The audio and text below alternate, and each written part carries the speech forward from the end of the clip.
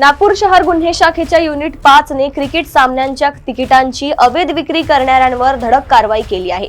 18 जानेवारी 2026 रोजी रात्री सदर पोलीस ठाण्याच्या हद्दीत VCA स्टेडियम परिसरात गुप्त माहितीच्या आधारे सापळा रचून ही कारवाई करण्यात आली। मोहम्मद आदिब शेख इजाज हा आरोपी क्रिकेट सामन्यांची तिकीट काळ्या बाजारात विक्री करताना रंगेहात पकडण्यात आला। आरोपीकडून 2 थेट सामन्यांची क्रिकेट तिकीट तसेच एक रेडमी कंपनीचा टॅबलेट असा एकूण 23,000 रुपयांचा मुद्देमाल जप्त करण्यात आलाय। आरोपीने आर्थिक फायद्यासाठी तिकिटांची अवैध विक्री करत असल्याची कबुली दिली आहे।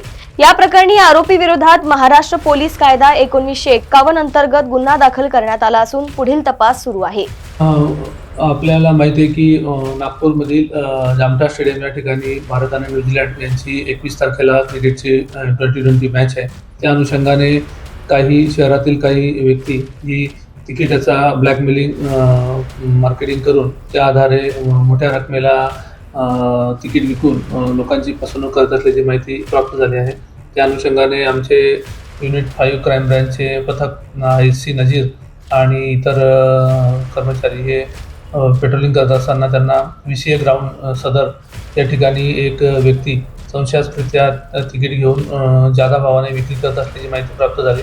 त्या अनुषंगाने त्यांनी एका व्यक्तीला ताब्यात घेतलं असता त्याच्याकडे 2 तिकीटं त्याची किंमत 600 रुपये आहे, परंतु तो ती तिकीटं जादा भावाने विकत असल्याची माहिती प्राप्त झाली असता त्यांनी त्या तिकिटासह त्याला ताब्यात घेतलं आणि त्याच्याकडे चौकशी करून पोलीस ठाणे सदर या ठिकाणी अपराध नंबर 26/26 कलम 33 131 महाराष्ट्र पोलीस कायदा अंतर्गत आम्ही गुन्हा दाखल केलेला आहे।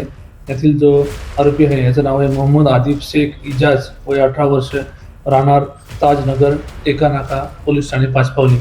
याच्याविरुद्ध असा अपराध आम्ही रजिस्टर केलेला आहे आणि याद्वारे आम्ही नागरिकांना सुद्धा आवाहन करतो की जी मॅच सुरू आहे अधिकृत तिकीट आपण वेबसाईटवरून किंवा अधिकृत सेंटरवरून तिकीट खरेदी करावं।